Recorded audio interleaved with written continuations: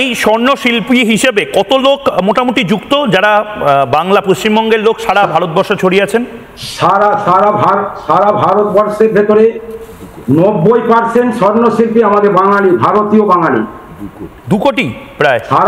সারা ভারতবর্ষে যত স্বর্ণশিল্পী থাকে, চাহে রাজস্থানী হোক, গুজরাটি বা কানাডিয়ান, তামিলিয়ান, তেলেগিয়ান, সমস্ত ভারতবর্ষের ভেতরে স্বর্ণশিল্পের মধ্যে যারা যুক্ত আছেন 90% আমাদের ভারতীয় বাঙালি। তাহলে আপনারা আসছেন কবে? দুর্গাপুজোর আগেই কি এই 90% বাঙালি যারা, তারা সব চলে আসছেন?